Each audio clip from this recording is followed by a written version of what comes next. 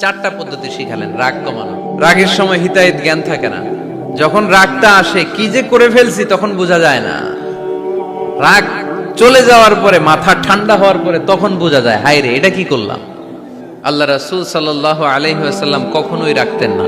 আল্লাহর জমিনে আল্লাহর বিধান লঙ্ঘিত হলে এই লোকটা রেগে যেতেন প্রিয় নবী, তখন সহ্য করতেন না।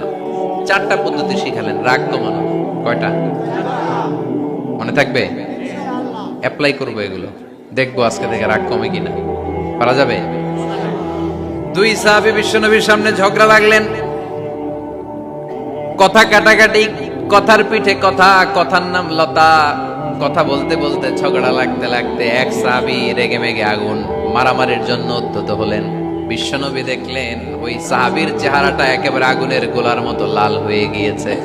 বিশ্বনবী বললেন, ইন্নী লা আ'লামু কালিমাতান, আমি এমন একটা বাক্য জানি, এই রাগান্বিত সাহাবী যদি এখন এই বাক্যটা পড়া শুরু করে দেয়, তার রাগটারে নিমিষেই ঠান্ডা বানাইয়া দিবে কে?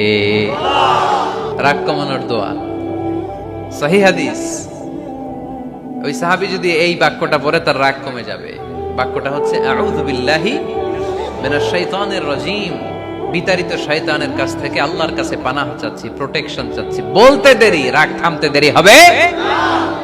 টিপস নাম্বার 1 মনে থাকবে তো?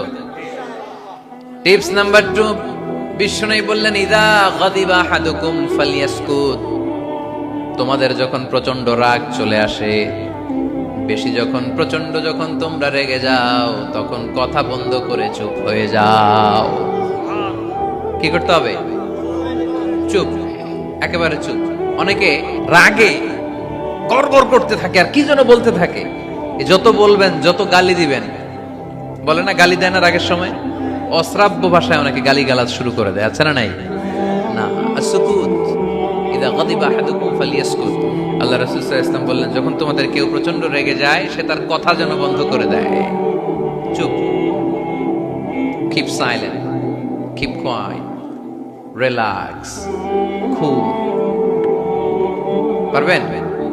3 number tips, lower your action. আপনার অ্যাকশনকে কমায় দেন। কিন্তু আমরা ওই সময় মারি ডাইরেক্ট অ্যাকশন। রাগের সময় আমরা কি করি? আল্লাহ রাসূল বললেন লোয়ার, মিনিমাইজ ইউর অ্যাকশন। কি বললেন আল্লাহ রাসূল? অ্যাকশন কমাও, কার্যক্রম কমায় দাও। ইযা গাদিবা আহাদুকুম ওয়া হুয়া কাইম ফালিয়াজলিস, দাঁড়ানো অবস্থায় তোমাদের কেউ যদি রেগে যায়, সে যেন বসে পড়ে। ফা ইন যাহাবা আনহুল গাদাবু ওয়া ইল্লা ফালিয়াত্তাজি, কেউ যদি দাঁড়ানো অবস্থায় রেগে যায়, সে যেন বসে পড়ে। বসে থাকার পরেও যদি তার রাগ কমতে না চায়, সে যেন শুয়ে পড়ে। তাহলে দাঁড়ানো অবস্থায় রাগ আসলে কি করবেন? বসা অবস্থায় রাগ আসলে, শোয়া অবস্থায় রাগ আসলে চোখ বন্ধ করে ঘুমায় যাবেন।